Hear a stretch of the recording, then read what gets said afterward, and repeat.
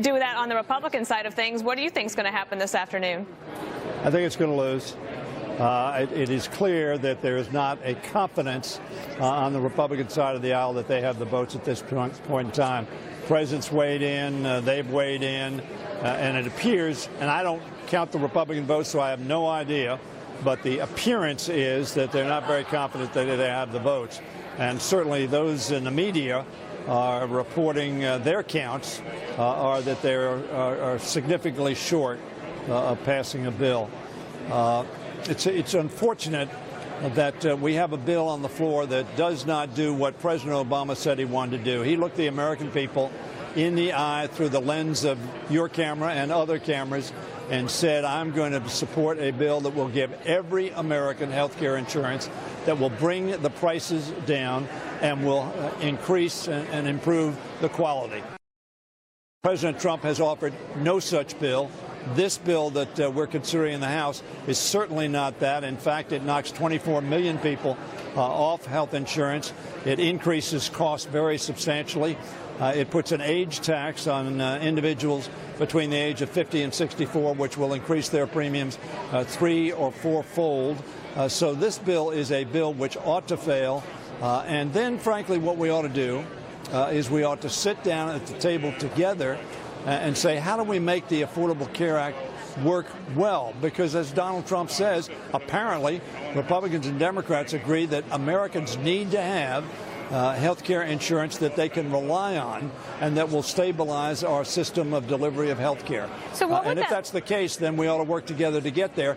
This bill is not that bill, and Donald Trump ought to know it's not the bill that he promised to support. So what would that look like if, in that scenario? What would you want to come to the table on? Because the individual market, by most accounts, is struggling. The popularity of Obamacare is slightly better than it was, but there's no doubt there's some changes, and Democrats admit that. What would you be willing to come to the table on if that actually came to that scenario? Look, I'm not going to negotiate, frankly, with you on television.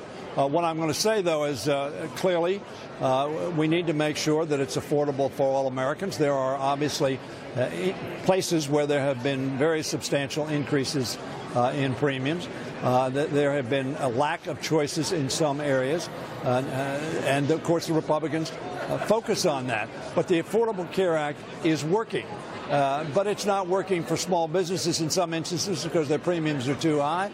And in the individual market, people are struggling to get insurance. So that we need to make sure that those parts of the Affordable Care Act which are not working as well as we want, that we would address those and make them better and make them work better. This bill doesn't even come close to that. As a matter of fact, it goes very hard in the opposite direction. And that's why when you talk about what has happened over the last few months, the Affordable Care Act is now supported by more Americans than oppose it by a substantial number. It was underwater for a long time. But when they started looking after the election at what the Affordable Care Act was doing for them, their families, and their communities, they said, well, maybe I was wrong. Maybe the Affordable Care Act is a lot better than I thought it was. So it's now got the support of just about 50% of America, as opposed to about 40% of America who don't support it. In addition to that, which I think is very interesting, the most recent poll, Quinnipiac, yesterday said that 56% of Americans polled think we ought to defeat this Republican bill, as opposed to 17% who think we ought to pass it. That's a 3-to-1 margin. So the conclusion that I've reached that this is a bad bill, that we ought to go back to the drawing board. We have bipartisan discussions to make the Affordable Care Act work properly and do what Trump says he wants to do. And if President Trump offers a bill that gives every American health insurance that they can afford with better quality, I'm going to vote for it. He has offered no such bill. All he's offered is rhetoric. They're right. That Quinnipiac poll said that 56% of people did not like this particular bill, the American Health Care Act, but for different reasons, right? Some people want it to go more left, some people more right. Do you have a political preference for this bill today to pass or to fail? Because if it fails, then some Republicans are saying this is still the Democrats' fault. If you are unhappy with Obamacare, it's not our fault, it's the Democrats. Do you have a preference? Let me tell you something, though. You're wrong. If this bill fails, it will be a Republican failure. Nobody voted for the Affordable Care Act on the Republican side. We voted for it. We believed it was good for the American people. We still believe it was good for the American people. And we got no help from Republicans.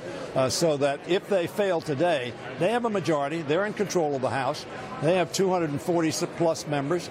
They can pass this bill, but they are a deeply divided party. And many in their party think this bill that has been offered, perhaps for different reasons than I do, is a bad bill. And Amash from Michigan, Congressman Amash, Republican from Michigan, has said this is the worst bill, meaning the Trump-Ryan bill is the worst bill he's seen since he's been a member of the Congress. All right, just to clarify, it wasn't my perspective that the Democrats would be at fault. It's a narrative that's out there. Could I ask you one last question? Sure.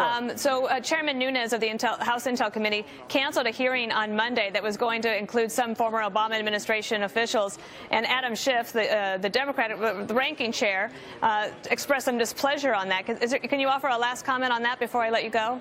Well, just a short, brief comment.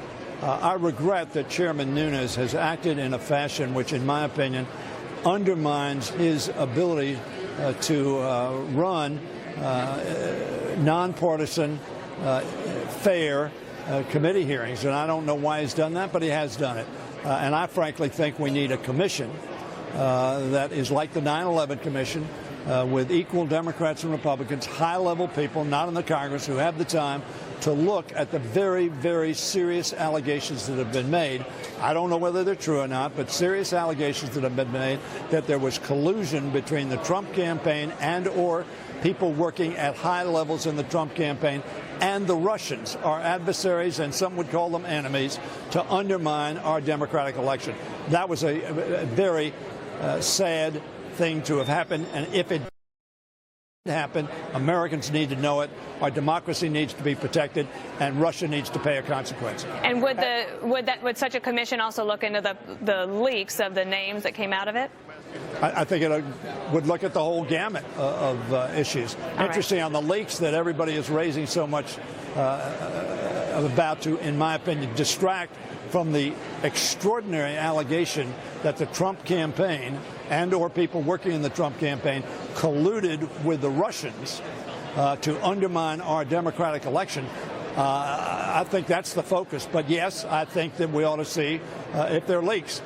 The fact is the leaks came 3 weeks after the Trump administration knew that Michael Flynn had lied to the vice president and had allowed the vice president to misinform the American people about whether Flynn had had any relations, any discussions with the Russian ambassador. Right, so it's a distraction. All right, Mr. Hoyer, thank you so much for joining us. We very much appreciate your perspective. Okay, thanks. All right, the health care plan that's now up for a vote is not the same bill that was originally introduced. Trace Gallagher is live with more on that. Trace.